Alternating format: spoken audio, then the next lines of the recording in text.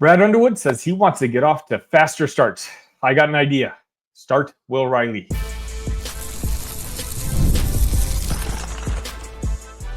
You are Locked On Illini, your daily podcast on the Illinois Fighting Illini. Part of the Locked On Podcast Network, your team every day. Welcome all to a Friday edition of Locked On Illini. My name is Sunny Verma. Thank you all so much for making us your first listen each and every day. Simple reminder, do a quick search on all your favorite social medias just for Locked On Illini. Send me a message. I'm already going back and forth with a lot of you pretty much on a daily basis. And just know that I appreciate the community that we're slowly starting to build here at Locked On Illini. Today's episode is brought to you by FanDuel. Super Bowl 59 is here, and there's no better way to make every play more exciting than with FanDuel Sportsbook. New customers can bet just $5, and if you win, you'll score $200 in bonus bets. Download the app or head to FanDuel.com to get started. So some of you may know, in particular my everydayers in here, may be wondering why this episode was dropped so late on a Friday. Was there concern that I wasn't going to drop a new episode? Silly you. No, of course not. I have not missed a single day, and that includes weekend of dropping content on this channel since the end of December. The reason for this delay is I simply wanted to wait for the Brad Underwood pregame post media session that he has. And essentially, the reason being is, as you guys know, usually the day before a game is when I try to dive into like a pregame, or finding out what the keys to the game would be to win. But it would be silly of me to try to come up with a game plan to beat Minnesota if I didn't know if Tomislav Ivisic was going to play. Now, there was two paths that I figured I'd hear from Brad. That either A, something very severe happened, maybe he broke his bone or something along those lines, and Brad Underwood would tell us right away, we know he's out for not only Saturday, but out for the season. Or B, Brad would say that Tommy's ankle rolled, it's swollen, it's hurt, and we don't know. He's questionable. We don't know if he's going to play on Saturday. That's gratefully what ended up happening. Brad, look, it sounds like Visic's injury is not going to be too severe, too long-term, and you guys know how important that is to me because I think he's such a valuable piece to both this offense and defense. But if gun to my head, I would probably assume that he's not going to play on Saturday, and that's going to be rough. Another thing that jumped out at me is Brad did say that some of the things that he wanted to change is, first and foremost, is he wants the Illini to get off to faster starts. Illinois against Rutgers on Wednesday evening was down at one point 23-6. And you guys can have your own opinions on how bad of a loss that was to Rutgers on Wednesday. My opinion, the loss to USC was worse. The loss to Nebraska was worse. We saw up close what a future NBA All-Star looks like, and that's Dylan Harper Jr., a guy who would probably be the number one pick in most NBA drafts. He's going to be number 2 in the upcoming draft just because of the generational talent that Cooper Flagg is. Well, I did a little deep diving, and when Dylan Harper is healthy and playing with Ace Bailey, Rutgers is 6-1. I know their record was 11-11, and of course, when you look at it from that perspective, it looks like it was a really bad loss. That game that I watched against Dylan and Ace, it's a game we should have won. And if our best player had a better game and wasn't in the middle of his freshman wall, I think maybe we could have won. But it's one of those where, to me, I'm able to kind of accept that loss. Maybe accept is wrong word, but I can understand that loss more than I can some of the previous ones we've had during this season. But again, the way that game started, 23-6, down 17 points in the first half without your pretty much primary playmaker playing well now for consecutive games in a row. So I got to thinking, as I usually do the day after, Thursday morning, I did get to watch the game again, the replay in the morning, and one thing just jumped out at me, and that's just Will Riley. Will is getting better every single day, and now at this point, he looks like that future potential NBA star that he was pegged to be all offseason and a week or two into the year. And so With Kasper struggling as much as he is early in games. Oh, by the way, Brad Underwood mentioned that DGL now has the flu. So last game, Trey White was out. Looks like DGL is going to be out on Saturday. Not great, especially when you're talking about wanting to get off to hot starts. DGL is one of the two people who right now I trust shooting that ball, and he's not going to be playing. So why not insert that second guy into the starting lineup? Here's what I propose to you, Brad, and I'm sure you and your coaching staff are watching this episode of Locked On Illini. He's settled in. Everything we've been waiting for the past month and a half, 2 months, the game is finally slowing down on him. The process started about 5 weeks ago, and I pointed that out on this show. But the scoring wasn't quite there yet. The shots weren't falling yet, but the shots are falling now. He's shooting just under 50% from three-point in his last 3 games, which compared to all his teammates makes him Reggie Miller at this point. But it's not just that. He's also being a playmaker. What I definitely noticed on the replays is Brad is trusting Will Riley with the basketball. Hey, you make the right play. Brad said it himself. Sometimes he's being too unselfish. You know who we heard that criticism of earlier in the year? Kasparis. Sometimes the guys are just being too unselfish. Early in the year, especially when Will got off to his very, very hot start, a lot of Illini fans were ready to, hey, why isn't Will Riley starting now? Your favorite content creators out there were saying, shouldn't Will Riley be starting? Shouldn't the highest ranked recruit that Illinois has gotten in a millennia be a starter? Are you going to upset his camp, etc.? Well, at the time, Trey White was playing reasonably well. He was being overlooked because he's just not a flashy guy. I've said it on this show. He's the guy who can end up with 17 points, 8 rebounds, and a block, and you don't even remember a single play that he made during the basketball game. But right now, Trey White is not only coming off of a sickness, he had the flu that apparently is just going viral in that locker room, but he's also struggling as of late. And so on Saturday, if you have DGL gone, if you have Trey White just coming back, but a Trey White who is struggling, Tommy Ivisic not playing, and Kasparis, who, let's be honest, is hitting that freshman wall right now, who are you going to trust on that offense to get you off to that fast start? It's one of those where sometimes you just have to play the averages in front of you. Right now, I don't trust any of the guys that are going to be playing. Morez Johnson's great, right? He's arguably been our team MVP over the last few weeks, but you don't run the offense through him. You don't say, hey, Morez, we need a couple baskets here. No, Morez is one of those guys as a freshman. He's going to get most of his points on offensive rebounds and just getting the ball way down low. Right now, without Tommy Ivisic and with the struggling Kasparis, you just don't have a guy to get those buckets when you need them, in particular early in the game. Insert Will Riley. Right now, with Trey struggling as much as he has, I was hesitant in starting Will earlier in the year because I said, hey, he's not really proving it on the court yet. Guess what? He is now proving it on the court. He was the best player against Rutgers, and for most of that game, he was the one guy who was going toe-to-toe with Dylan Harper and Ace Bailey. And, naturally, at the end of the game, Dylan Harper kind of separated himself, but that's why he is the talent that he is. And that's why he's going to make millions of dollars at the NBA level in multiple All-Star games. But trying to think, obviously, the offense needs a shakeup right now. Illini faithful are panicking. I know it because I'm seeing your messages. You guys are sending it to me. You guys are posting it on social media. Hey, what do you think of this? People are blaming the assistant coaches. You're blaming Brad Underwood. There's a lot of finger pointing going on. So obviously right now, Illinois needs to do something to just kind of shake things up a little bit. And I think right now might be the time to let Will Riley start. At this point, his on-the-court performance deserves it. A little while back when Trey White got hurt, it was a matter of who do you start, DGL or Will Riley? Brad Underwood went with DGL, and I completely understood the reasoning. DGL was one of the guys who gives 110% regardless of what his teammates are doing.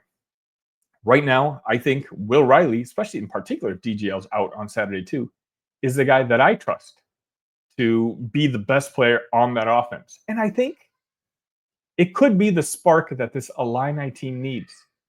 Look, long term, I know you guys aren't going to, a lot of you aren't going to like me saying this, but I'm still not worried about this team.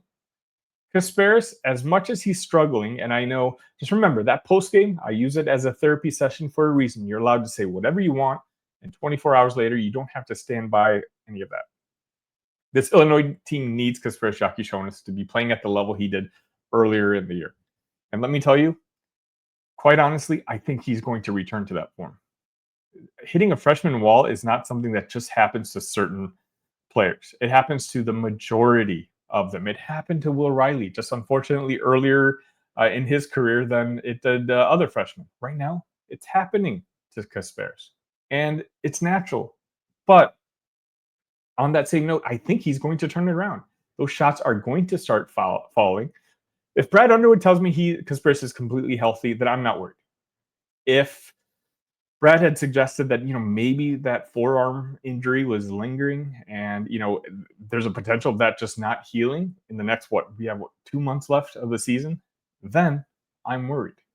But if Kasparis is healthy, I've seen how good of a basketball player he is. I think he's going through a funk right now, but just like I thought that Will Riley would eventually get out of that funk at some point, I genuinely think Kasparis is going to get out of that funk because I knew Will Riley was a very good basketball player. I'd seen it on tape. I think Kasparis Jakushonis is an even better prospect. So the idea that you start Will Riley now and then Kasparis returns to form at some point, whether that's on Saturday, I don't know. But it's just tough because without Tommy and without DGL, a lot of that offensive pressure is going to be on Kasparis. And it's tough for an 18-year-old kid who is already struggling. You don't think he hears about this? You don't think there's whispers that his friend's showing him, hey, what's going on? You only had 7 points last game. I think 8 points the game before. You're really struggling. Let's take the pressure off Kasparis for a little bit. I think Will Riley's ready. And I think Will Riley's not one of those players who's going to shy away from that pressure. In fact, I think his personality kind of embraces it. I truly do think that maybe coming off the bench in a more complimentary role, which he was okay with because he's a good kid. But I think maybe his personality type might be more flashy in the sense where if he's given more responsibility, he might just show out. And if he can get a couple games starting before we go to Madison Square Garden and play Duke, by then maybe Kasparis will come back to normal. And then you're going to have one of the best players in the country in Kasparis Jakushonis playing with one of the best scorers in the country in Will Riley. A Will Riley who Brad Underwood, again, is developing to be a really good playmaker in his own right. Guys, that team is really good. That team can win in March.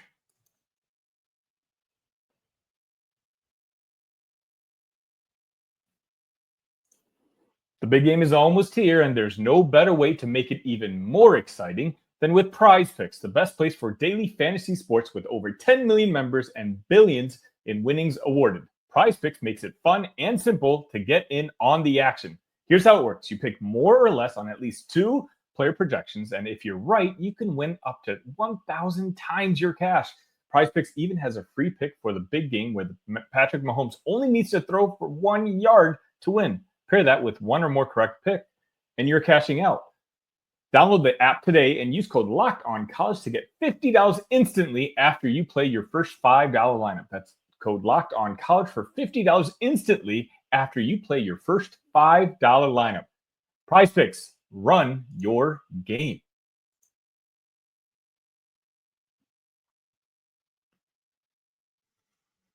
Ho hum, another day, another football commit for this hot Illini football team recruiting class for 2026. One of the, benefits of releasing this episode on Fridays, I got to see another linebacker, Caden Cobbs, commit to the Illini in 2026. And just a little background about Caden. He's from Denton, Texas. He's a 3-star recruit, ranked 93rd in the state of Texas. And this was recruitment that Illinois won over the likes of Nebraska, Oklahoma State, Baylor, SMU, and Texas Tech. Again, years ago, we were beating Western Michigan. We were beating Buffalo. We are beating some of the best teams and some of the highest NIL dollars in the country right now. And that's just what Illinois football is doing. It's funny because if you go back to watching some of these episodes that I had during the football season, I did say that, hey, I kind of wish there was more upgrades in that linebacker room. While they have solid players,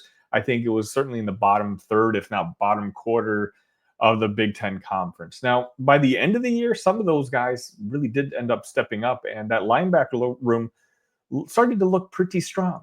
And then by the end of the year, we had a four-star Grant Bierman flip his commitment from Purdue to the Illini.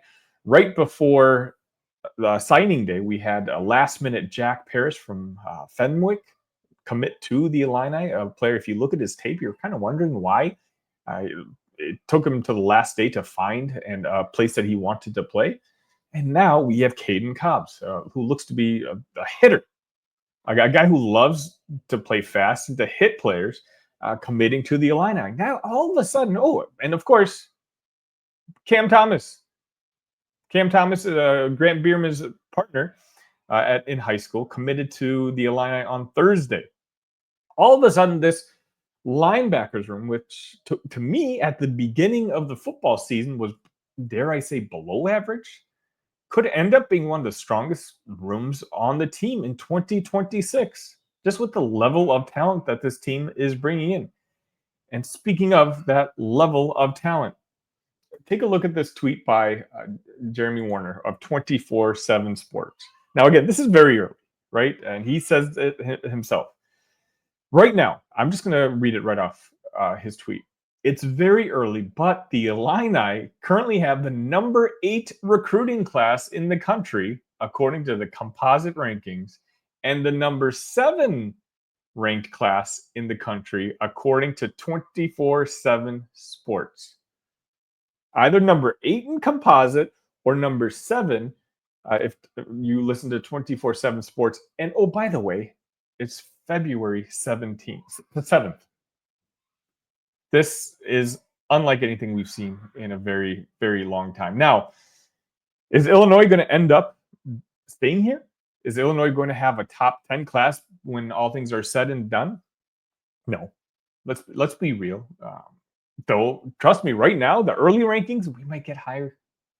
Guys, if you're not in my Discord, you know there's 2 other guys I'm kind of counting on committing very, very soon. And if you're not in that Discord, why not?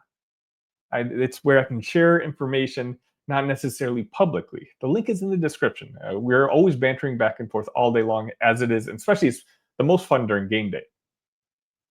But yeah, there's still 2 more guys who I'm counting on popping very, very soon. Then where does that ranking go? There's only one way to go, up. But as I was saying, is this class going to ultimately be a top 10 class? No. You know, as we take on more guys, it's going to be more 3-star players, which again, I don't look down upon in any sort of way because I trust Brad and this coaching staff to build up these 3 stars. My issue all along was simply, I just wish there was more playmakers sprinkled in. There were more 4 stars sprinkled in because it as much as Brett is fantastic at coaching up these 3 stars, I wouldn't mind him coaching up a 4-star talent either and see, you know, how high he can get their ceilings. We're getting them. And we may be getting 1 or 2 more very, very soon. So they're not going to finish top 10, but this, let's be honest, this Illinois team, they can very well finish in the top 25. I've done 3 episodes in the last 3 weeks talking about Illinois' recruiting and how on fire they are. Let me tell you something. When I started this show, when I started with the Illini cast the year before, and then with this show daily, right? If I made football the main topic, I would get half the views that I would when it comes to basketball. Illinois, the fan base is, for the most part, very basketball crazy. I don't mind that. I understand that. I equally love both. I wish more people would equally love both. But I think that's starting to transition. Right now, if you take a look at all the videos I've released myself over the past month, the football ones actually almost get more views than the basketball ones. Illini Nation's paying attention, and they should be paying attention. We've got a good thing going in Champaign, and that's not it. Let's talk about momentum a little bit. And again, I want to give credits to 24/7 Sports again, because this is a Joey Wagner post from their premium website. He talks about the date of the 8th commit. Now, keep in mind, Caden is the 9th commit. So this post happened before Caden announced his commitment to the Illini. This was the date of the 8th commit of the last few classes. In 2016, it was June 20th. In 2017, August 12th. 2018, it was June 29th. 2019, July 2nd. 2020, it was August 24th. 2021, it was June 17th. 2023, June 6th. 2024, June 12th. 2025, June 9th. So you're talking about in the last 4 meaningful recruiting classes. Keep in mind, 2022 was a COVID calendar, so things were a little bit different. We've gotten the 8th commit in early June. Illinois in the 2026 class got their 8th commit on February 6th. They got their 9th commit on February 7th. You can't call that anything but positive momentum. Not only is Brett recognizing that, hey, we just won 10 games, but the recruits are realizing, hey, you know what? We can't use Illinois as a fallback option anymore. Let's go ahead and secure our spot right now. Let's not, hey, let's just hope Notre Dame offers. But if they don't, we know Illinois is going to offer. And we'll just settle for the Illini. No, we're at the point now where Brett Bielema, with the fast nature that he's building this class, he's going to be able to be afforded the opportunity to be a little bit more picky and choosy. That's a good thing. That's a good thing for us Illini fans. It's just, we've never had the football program performing the way they are right now. I'm telling you, I know they've had successful years before and they've gone to the Rose Bowl, but overall mood-wise, and not just that, it's just the trust. Ron Zook could recruit the heck out of anybody, but I had issues with his in-game coaching. Brett Bielema, I may have some issues with, but they're very minor. When it comes to just building this program, building a program like Illinois, I said this on an episode earlier this week, I don't think anyone can do the job that Brett is doing in Champaign right now. And I'm not the only one that notices. The recruits are noticing. We asked Brad, 4 or 5 years ago when he came to Champaign, please, if nothing else, try to keep raising this floor of this program, because the floor had gotten so low. He has. And last year, they finished 10-3. And again, it's way too early. I will at some point when the news cycle is a little bit slower, go game by game and maybe make a prediction for the next season. But 10-3 is absolutely in the cards for next year. Who knows? They could win 11 games next year. There's a path out there for Illinois to win 12 games next year. Are they going to? I don't know. But guys, it's February, early February, and this football team has not stopped that crazy momentum they got at the end of the year. Let's enjoy it. This is fun.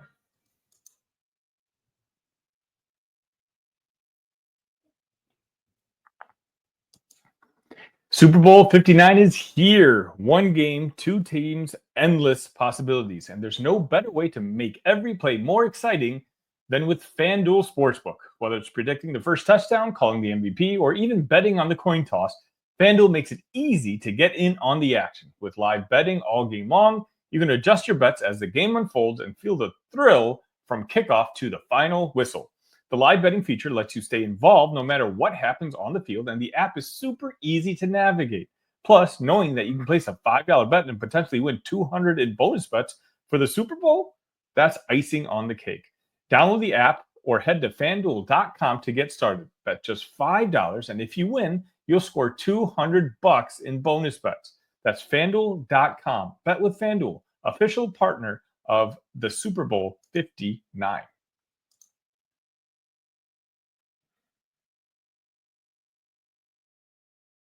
And that'll wrap it up for this edition of Locked On Illini. I hope you all enjoy your Fridays. I apologize for the delay. Make sure on Saturday that you're subscribed to this channel. Make sure you've hit the like button on this particular episode now that we're done.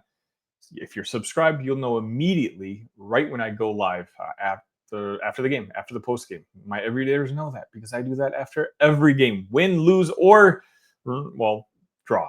That luckily has not happened yet this year. But again, it's not been fun. It's not like I haven't wanted to come on after some of these losses because I know what the mood is like. But I enjoy doing it. We're getting so close to, I believe, 2,100 subs on this channel, and that's just incredible how fast that we continue to grow and continue to show that the Locked On Network, that they should have started this Illini channel a long time ago.